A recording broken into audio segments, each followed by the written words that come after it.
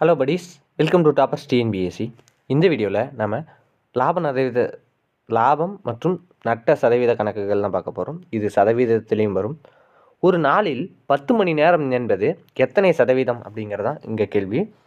ஒரு நாளில் அப்படிங்கிறத கொடுத்துருக்காங்க. ஒரு நாளைக்கு எத்தனை மணி நேரம்? 24 மணி நேரம். இதுதான் ஒரு நாளில். 10 மணி நேரம் என்பது அது 10 மணி நேரம்.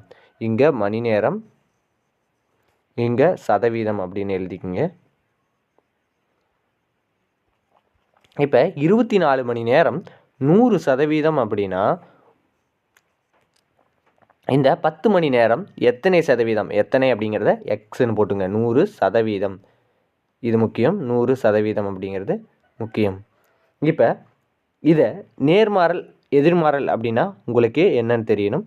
நேர்மாறல் எதிர்மாறல் அப்படின்னா, அதாவது நேர்மாறல் அப்படின்னா ஒன்று குறைந்து இன்னொன்றும் குறைந்தால் இதை நம்ம குறுக்கு பெருக்கல் பண்ணணும்.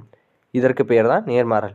ஒன்று குறையுது, 24 மணி நேரமாக இருக்கிறது 10 மணி நேரமாக குறையுது, அப்போ கீழே இறங்குதா.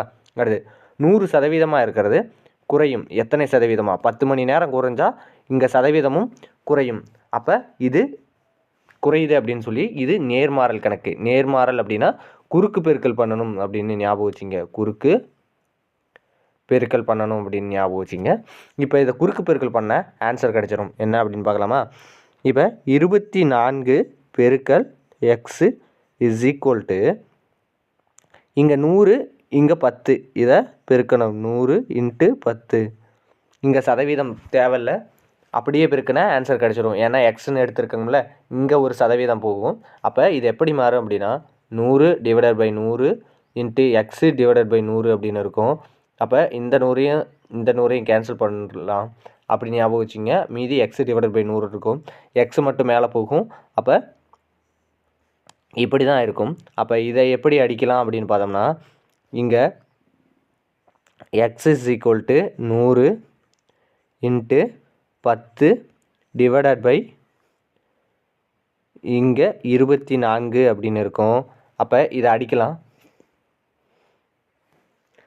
I 2 10, 12 24, 12 24. இதை அடித்தா 6 2 12, 52 100. இன்னும் என்ன இருக்குது? 50 × 5 / 6 அப்படின்னு இருக்கா. இப்போ இதை இந்த 50 × 5 / 6 அப்படின்னு இருக்குது. இதை அடித்தோம் அப்படின்னா இங்கே 5 25, 250 / 6ன்னு இருக்கும். 250 6ஆல் வகுத்தோம் அப்படின்னா 4 R 24, மீதி 1, இங்கே 0 கீழே இறக்கிக்கணும். அப்போ மீதி என்ன இருக்கும்? 1 R 6, மீதி 4 இருக்கும். புள்ளி வச்சு இங்கே 0 சேர்த்திக்கணும். ஏன்னா 6ஐ விட 4 சின்னது அப்படிங்கிறதுனால. அப்போ இப்போ 6 R 36, மீதி 4 இருக்கும். திருப்பி இங்கே புள்ளி இருக்கிறதுனால இங்கே 0 சேர்த்திக்கணும்.